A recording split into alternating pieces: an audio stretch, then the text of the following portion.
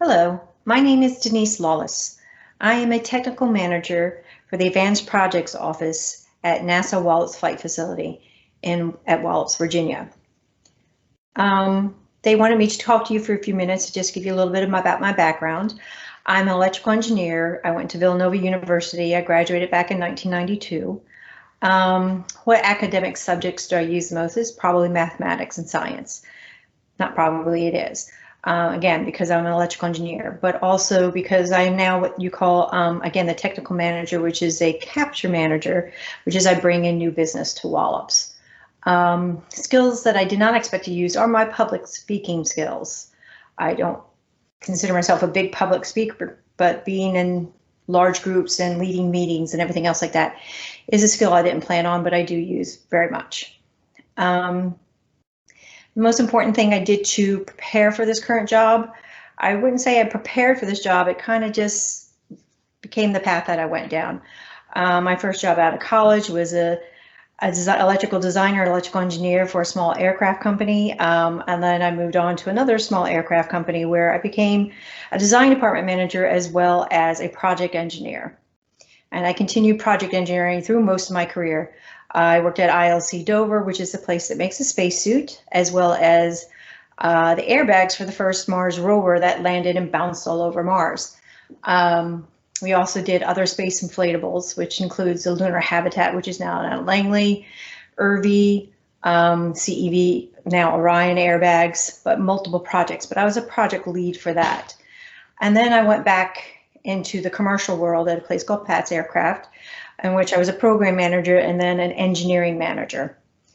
They figured out I was an engineer and that department needed some help, so I went to work there. But I found myself coming back to NASA because, again, going into the next question, the most exciting and rewarding aspect of my career is I find that even in my position, I am helping to move humankind forward.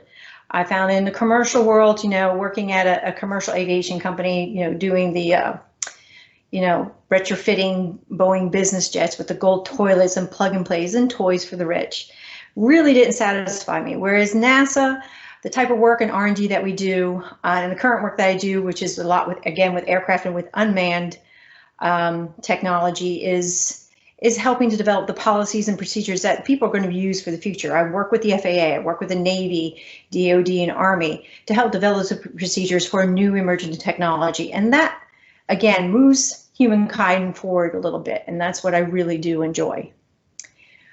What wisdom would I have for you guys? One thing is, if you make a mistake, it might sound bad, but you will always learn from your mistakes.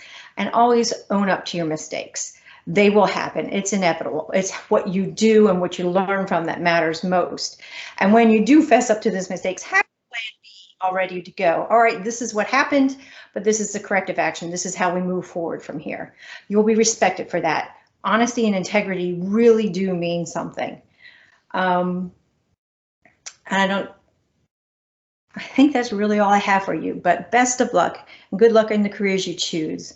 Engineering is a pretty interesting field to be in, and don't worry so much about the math and the science of it. As one professor told me, that the purpose of engineering is not to know everything, but know how to solve problems.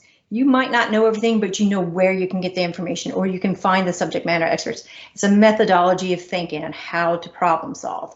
So if you want to go down that path of STEM, good luck.